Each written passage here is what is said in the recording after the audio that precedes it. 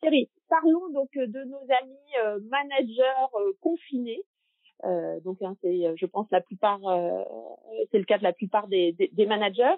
Donc, la première question que j'ai envie de vous poser, c'est justement comment enfiler cet habit de manager confiné. Bah, déjà, en refusant le mot de confiné, je crois que c'est plutôt un retrait du monde, une retraite obligatoire. Confiné, ça veut juste dire qu'on est amené à travailler autrement. On n'a plus la présence physique, on n'a plus le contact de proximité. Ça ne veut pas dire pour autant qu'on ne peut pas manager à distance. On a déjà fait l'expérience de moments dans lesquels on a raté son avion, de moments dans lesquels on a une réunion dont on ne peut pas sortir. Et sauf que là, on est un peu plus suspendu dans le vide. Donc, comment s'y prendre? Bah, surtout pas en se conditionnant, en apprenant à accepter l'aléa. Parce que je crois que la période actuelle, elle met les managers devant un aléa absolu de non-maîtrise. Jusqu'ici, manager, c'était gérer et prévoir. Et là, on va expérimenter que manager, c'est tenir bon et lâcher prise. Ça paraît complètement contradictoire, mais c'est tenir bon avec le cap de l'espérance, de la confiance, d'une espèce de sentiment un peu irrationnel qu'on va sortir de ça vivant, et puis lâcher prise sur tous les indicateurs qu'on avait jusqu'ici. On ne peut plus fonctionner aujourd'hui comme il y a 8 jours. C'est impressionnant comment en 8 jours, on a basculé dans un autre référentiel. Et alors, du coup, comment on en parle à son équipe? Qu'est-ce qu'on dit? Quel est le discours à tenir? Et puis après, peut-être parler des règles du jeu, hein, même si c'est pas vraiment méga fun, mais des règles du jeu à fixer. Alors, comment on en parle? J'ai envie de dire de façon provocatrice, en écoutant avant de parler. Je crois que le premier registre dans lequel peut être un manager en ce moment, c'est d'être à l'écoute, de prendre des nouvelles. J'avais hier un client qui a une réunion tous les matins à 9h30 avec toutes ses équipes, juste pour prendre de leurs nouvelles, pour savoir comment ils vivent eux-mêmes le confinement, vous voyez, avant de faire un relevé des compteurs et de travailler sur les objectifs de chacun et de rassurer. Je crois que le piège, ça serait de vouloir rassurer alors qu'on a trois choses à faire: écouter, accueillir l'imprévu et témoigner de la présence, témoigner de la compassion, peut-être à ceux qui sont dans des situations plus difficiles. Je pense à ceux qui sont obligés de se déplacer pour leur travail, qui ont peut-être plus d'inquiétude parce qu'ils font au contact de leurs clients, parce qu'ils sont obligés d'être sur un chantier, par exemple. Et puis aussi témoigner à ceux qui ont des problèmes de garde de leurs enfants, vous voyez, des soignants pour qui c'est pas simple de s'accommoder d'un monde où tous les autres s'arrêtent et eux doivent continuer. Mais vous voyez, c'est adopter une position plutôt compatissante qu'une position plutôt rassurante. D'accord. Et alors, du coup, sur les règles de management à se fixer soi-même et à fixer aux autres, qu'est-ce que vous recommandez? Alors la première des choses, c'est de oser dire qu'on ne sait pas et qu'on n'a pas d'informations. Je crois que ça sert à rien de broder, de véhiculer des news qui sont parfois des fake news, juste pour se rassurer et occuper le terrain. Quand on ne sait pas, on a juste à poser sa vulnérabilité, à dire, voilà, je suis dans la même situation que vous, on a une communauté d'expérience, je n'en sais pas plus que vous, et pour autant, je suis là pour vous accompagner et pour vous dire qu'on garde le cap. Vous voyez, donc je crois que c'est se décoller un peu du contenu. À ce titre, il y a une deuxième règle, je crois, qu'on peut se fixer, c'est de limiter l'usage de Skype. Il y a une illusion qui consiste à croire qu'on peut travailler à distance en utilisant Skype de la même façon que si on était dans un bureau physique. Le problème de Skype et de Zoom et des autres outils approchants, c'est que à cause de l'image, on est focalisé sur le contenu du message. Et donc, on est beaucoup moins attentif aux petits signaux faibles, aux attitudes, au silence, aux respirations, et on va tout de suite dérouler de l'information et beaucoup moins communiquer avec l'autre. Donc, user avec modération de Skype, peut-être plus utiliser le téléphone que Skype, et puis s'imposer des temps, j'allais dire, des temps libres, des temps dans lesquels on ajuste un peu les fondamentaux, on revient à l'essentiel. Je crois qu'on est dans une période où on ne peut pas faire autre chose que de manager au jour le jour, de vivre au jour le jour. Ça sert à rien de se projeter à un mois ou à 6 semaines parce qu'on ne sait pas du tout quelle sera la couleur du monde du travail dans 6 semaines. C'est pas pour autant qu'on n'a rien à faire et qu'on n'a pas à accompagner les équipes. Je crois qu'on est dans un moment où il s'agit de s'adapter ou de périr. C'est un test, un stress test de l'autonomie, et c'est aussi un très bon révélateur de la résilience managériale, cette période. C'est une épreuve de confiance et d'acceptation. Et justement, vous dites il faut manager au jour le jour. Un jour, la stratégie de l'entreprise dit ah ben voilà la consigne c'est ça. Le lendemain matin, on ouvre ses mails, on découvre que c'est une autre stratégie à mettre en place. Comment ne pas passer pour une girouette, un manager un peu, enfin beaucoup d'ailleurs même versatile, quand on est loin comme ça de ses équipes et qu'en plus il y a toute la pesanteur, tous les risques sanitaires. Bah, c'est toute la difficulté actuelle entre l'alignement et la liberté. C'est-à-dire qu'on doit être aligné avec la direction de l'entreprise et en même temps on garde sa liberté et on est traversé par des émotions qu'on ne peut pas contrôler. Quand on est manager, on a aussi des responsabilités éventuellement de père de famille, de conjoint, de fils de parents âgés. Donc on ne peut pas mettre ça au rebut. Et je crois que la période actuelle, elle nécessite de revenir à l'essentiel. Donc je crois que ça peut être accessoire de changer d'avis ou de montrer qu'il y a des changements de cap au jour le jour. Les collaborateurs sont tout à fait assez adultes pour comprendre qu'un discours en ce moment, il évolue au gré des annonces gouvernementales, au gré de la dégradation aussi des marchés.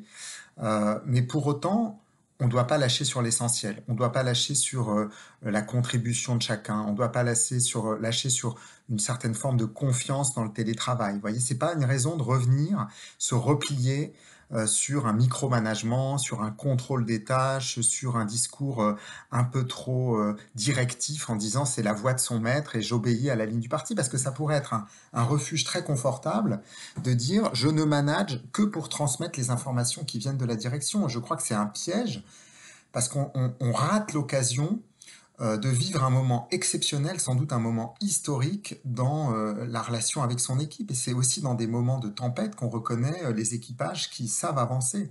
Donc ça peut être aussi une occasion très très forte de libérer la parole dans l'équipe, de développer de l'agilité et de permettre aux collaborateurs de dévoiler des zones de fragilité qui pour autant n'empêchent pas d'être efficaces. On peut être très efficace en travaillant dans un moment de total flou et de totale incertitude. Regardez les marchés financiers, ils sont habitués à travailler dans ce contexte-là. Les secteurs urgentistes, les secteurs comme les métiers comme les pompiers, comme les SAMU sont habitués à travailler avec l'aléa. Donc on est tous un peu convoqués pour démontrer cette capacité à être libre et en même temps aligné. Tout à l'heure, je reviens, vous disiez, il faut être contrôlant, mais plus cool quand même qu'avant, parce que de toute façon, ça ne sera plus jamais, ça ne sera plus jamais comme avant. Un manager, moi, me disait ce matin, ah bah tiens, je vais voir s'il travaille. Pour voir s'il travaille, je leur envoie un mail et je vérifie qu'ils le lisent bien. Ça, c'est une bonne ou une mauvaise attitude? Pour moi, ça c'est un franchissement de la ligne jaune. C'est-à-dire que toutes les études montrent que les personnes en télétravail travaillent beaucoup plus et beaucoup mieux que quand ils sont au bureau. Le seul problème du télétravail, c'est quand ça dure longtemps parce que ça dissout un peu, ça distend un peu les liens de l'équipe. Mais là, on est dans une situation extrême. Je crois que c'est l'occasion ou jamais de faire confiance aux collaborateurs. Il s'organise comme il peut et ça sert à rien de venir le contrôler comme un petit chef à l'époque des ronds de cuir. Je pense que la période actuelle, elle nécessite d'être à la hauteur des circonstances. Et on doit être un manager qui est à l'écoute, qui donne et pas seulement qui réclame. Voyez, qui donne de la présence, qui donne de la confiance et pas seulement qui vient relever les compteurs, au risque de perdre toute crédibilité, parce que les personnes aujourd'hui, elles sont à fleur de peau, les collaborateurs, ils attendent aussi de l'affect de la part de leur manager et ils vont pas tolérer longtemps un command and control qui date des années 50. Et du coup, vous dites les collaborateurs sont à fleur de peau.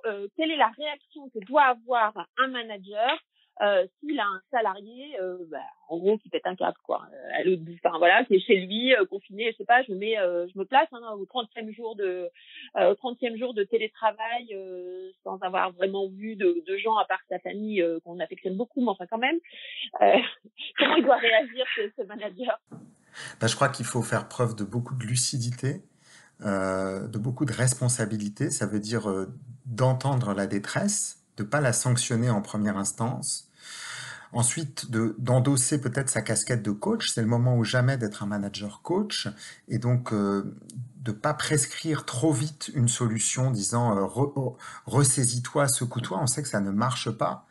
Donc c'est peut-être de permettre à la personne de prendre un petit temps de distance, de ne pas prendre de décision hâtive, éventuellement de se rapprocher d'un proche ou de son médecin s'il y a vraiment une inquiétude pathologique, hein, si la personne est dans un état d'angoisse, c'est pas au manager de traiter cette angoisse, mais c'est évidemment l'occasion ou jamais de garder du sang-froid, de ne pas escalader, de ne pas sanctionner trop vite et de pas non plus, j'allais dire, le mot est pas très bien choisi en ce moment, mais répandre le virus de la terreur.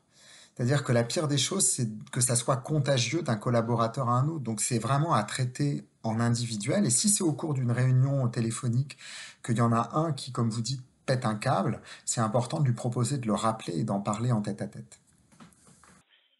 Et si la pression monte cette fois-ci, mais du côté du manager lui-même, quels sont un peu les conseils, les recettes qu'on peut lui donner justement pour faire redescendre cette pression, parce que chez eux aussi ça va monter dans les équipes, mais ça risque aussi de monter chez eux.